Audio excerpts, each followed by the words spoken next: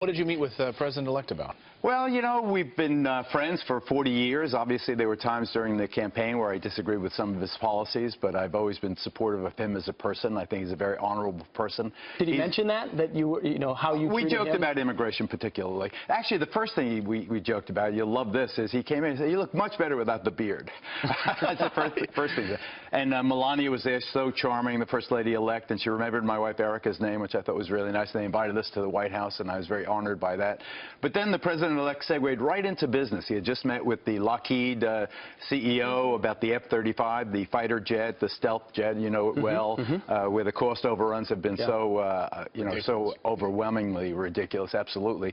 And he was very proud of the fact that he had already gotten a discount on what the deal was prior to his election, and he looked forward to even getting that price for the American taxpayer down. It's a very necessary strategic weapon, but my goodness, if you pay $1 billion per aircraft, what good is it? Well, and we talked about a lot of things. We talked a bit about this whole illegitimacy thing that you've been talking about. What did he say about that? No, he jokes. He's very scornful of the people who are driving this narrative.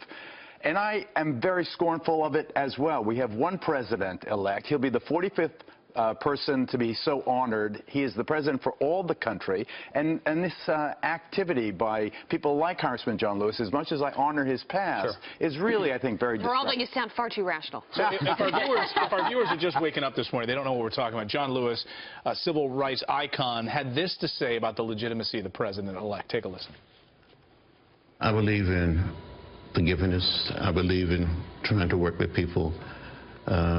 It's going to be hard. It's going to be very difficult. I don't see this president-elect as a legitimate president. I think the Russians participated in having this man get elected, and they helped destroy the candidacy of Hillary Clinton.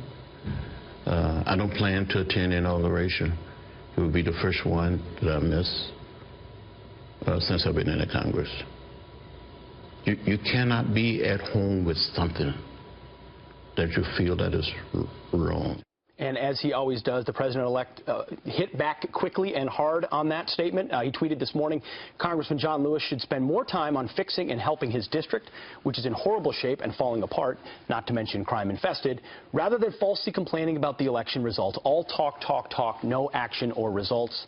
Sad. What do you make of both what the congressman is saying, but also how Trump always fights back? Well, he always fights back, and he has not changed. I've known him since 1976, and he's always been that way. When I met him, he had just taken up as a young novice developer, 27 years old. He took the Hotel Commodore, which was a rat-infested hotel on 42nd Street, and here as a 27-year-old kid helps remake it into the Grand Hyatt Hotel, helping remake the whole of Manhattan. A guy that just doesn't say no and doesn't take no for an answer. I am very saddened by Congressman Lewis just because I honor him in his past so much.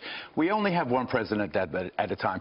When John Kennedy defeated Richard Nixon, you had a situation where dead people were allegedly voting in Cook County, Illinois, and yet the Republicans got on board when John Kennedy was sworn in as the 35th president of the United States. Now we come to the 45th president of the United States. We only have one at a time, and I think that we've got to embrace it. Does Hillary Clinton need to make some sort of a speech this week, bringing people together? Remember Al Gore's mending fences speech after the recount? No, we're talking about contested elections in 2000, absolutely, where he won the popular vote, Al Gore did, and lost Florida in the recount that was highly controversial, and he helped mend the country. I think that the mere presence of the Clintons, of President and former First Lady, Secretary of State Clinton at the inaugural is enough.